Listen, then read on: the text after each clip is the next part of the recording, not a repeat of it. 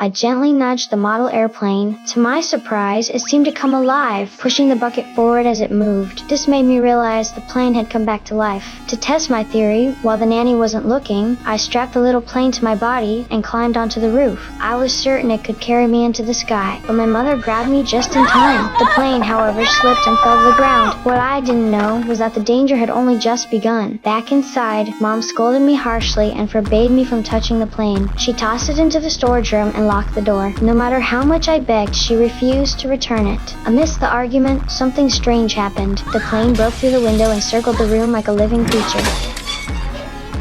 Mother grabbed a mop, trying to knock it down. This only enraged it further. The next moment, it emitted a red glow. This scene made Mom scream in fright. I clung tightly to her out of fear. But strangely, the light began to fade. Terrified, she finally allowed me to bring the plane back to the room. Still uneasy, she called her friend Mike and told him everything. That night, while I slept soundly, they quietly took it away. They examined every corner meticulously, yet found no hidden switches. Mike refused to believe it. He pulled out a knife and scraped the outer shell, but it was as hard as stone. Not even a scratch remained. Sensing something amiss, he rushed the plane back to the lab. After a thorough scan, they discovered it contained no electronic components whatsoever. This baffled them completely. Seeking the truth, they placed the plane under a hydraulic press. The heavy machinery slammed down.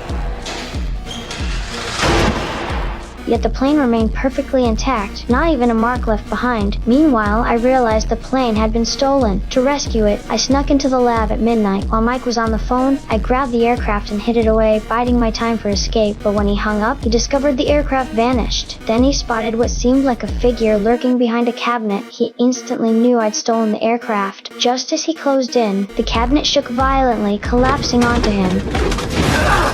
I seized the chance to flee, but Mike had already sounded the alarm. The entire base went on high alert. Fortunately, using my father's word pass, I escaped to the rooftop. In that moment, I made a reckless decision. I strapped the plane to my body and climbed to the highest point. And then, a miracle happened. The plane lifted me into the sky.